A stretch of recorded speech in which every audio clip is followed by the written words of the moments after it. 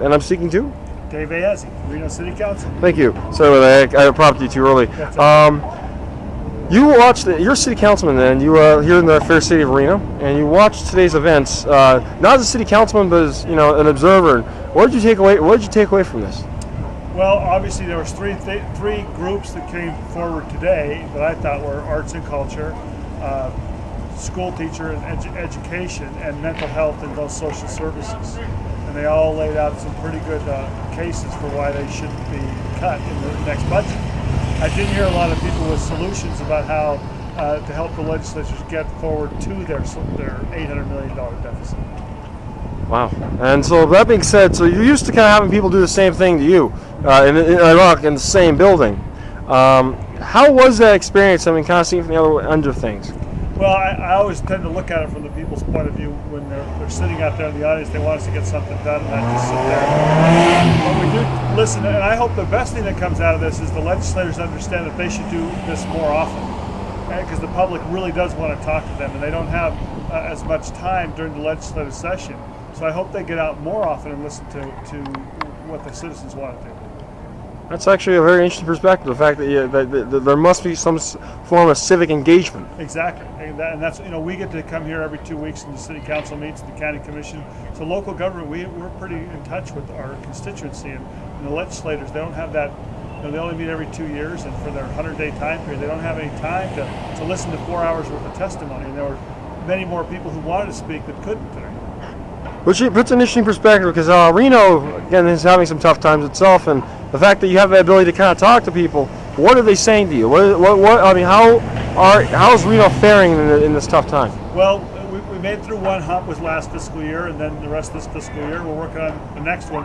Our hardest hurdle, I think, right now is to explain to our employees and the public that this is not a one-time only problem. This is going to be a 5 to 10 year fiscal issue. It's not just a bump that we've got to get through. We've got to reinvent everything on how we provide services to the people of Reno. So what you're saying is, and I guess I was engaging in conversations with a lot of people today, instead of videotaping the whole thing, on the question of the very social contract that government writes to the people is up for renegotiation. And I would say it the opposite way. I think the citizens are the ones who establish what the contract should be, and the government has to abide by those. So at the City of Reno, what we're going to do, we're going to establish a citizens group, maybe as many as 60 or 70 people, to spend the next 8 months looking at all the services that the city does, and to come back and give us recommendations of what service levels they're willing to accept. Do you not run the snow plows until there's 4 inches of snow on the ground? Do you clean out the sewer lines? Something you guys got in trouble for. Exactly.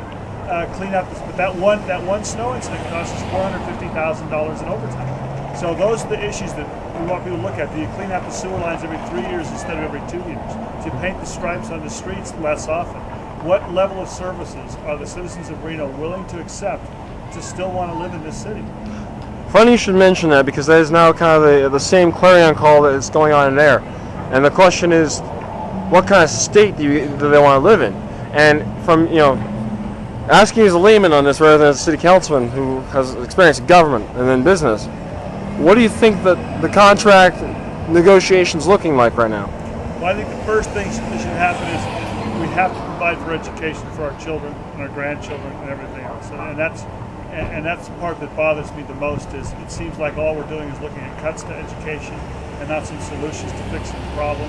But if we don't have people who want to come here with their kids and raise families here, that's going to be the death knell for Nevada, in my opinion. So you're saying that we can't just have this is something, I guess, the governor's contention is that a low tax base, a stable tax base is something that attracts business. You feel that it's more than that?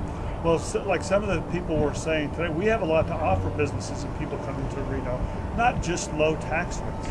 I know people want to choose to live in Las Vegas because they love the lifestyle. People move to northern Nevada because they love the lifestyle. I think these taxes are sort of secondary to some people. So you've got to look at those things and say, do we need those businesses who are just coming here to make a buck off of us? Or do we want businesses here who want to be in our community and be part of the fabric of what we are? And then my last question is, which I think you're well aware of the situation facing you and our students, and I'm sure you have some constituents living in your neighborhood who are going through some tough times and expecting kind of the worst and presuming that the worst might happen. What are they saying to you, and what are they asking you to do in helping in the situation? Well, that's one of the downsides, I think, is as a city council level, I haven't seen people coming forward to telling us what their problems actually are. I'm not getting that many emails. I think that's two things. Maybe we're getting out well, how bad our situation is, and like I say, we get to meet every 2 weeks, so people know what we're doing. We've been doing things like a home loan program, not a home loan program. We got $20 million worth of grants that we're running through the Reno Housing Authority to buy dilapidated houses up and clean them up. That's going to help keep property values up. We got that through a federal grant. We're doing $20 million worth of that don't cost the taxpayers anything, worth of solar and wind power and retrofits that we're working on to keep people busy and also to get us off the grid a little bit more. So we've got a lot of little things that we're trying to do to keep things going for the people of Reno. Some of the projects we're doing through RTC to keep construction workers employed. People tend to miss that. You know, they think we're doing something to help one business owner, but we're really looking at the people that they're employing. It's very important. So I guess that being said, you've got a lot on your plate here. We always have. You know, the city of Reno has always been very busy doing things. It's a different problem now. We used to, 4 or 5 years ago, we had, I was going to say a lot of money. We had money where we could expand on programs and do things. So the argument we have with each other is how much money we put in each pot. Now it's the opposite. How much do we have to take away from each pot? So it's sort of the same problem, opposite. So essentially, no matter how small in government you go, we have got the big problems that always follow the big guys. Right. That's why I think local government is the best kind of government, because people come every week and sort of tell us some of their problems, and we try to solve their problems on a weekly or a monthly basis, which they can't do with the state government. I mean, they've got to guess 2 years in advance what the money's going to be. It's very difficult for anyone to guess 2 years in advance. Well, thank you, sir. I actually have one last question. I want to make sure I've covered my bases on all the big issues we talked about here today. Is there anything you want to make sure that I as a student take away from this, or anyone watching this today about today's events, or any concerns you feel you want to highlight, or any events or anything you're working on? Or yeah, I don't mind. I think that the legislature has to look at broadening the tax base that we have now, or whether it's adding new taxes on or broadening existing taxes out there. We have got to replace what we've been doing. Visitors don't come to Nevada so much to pay our way.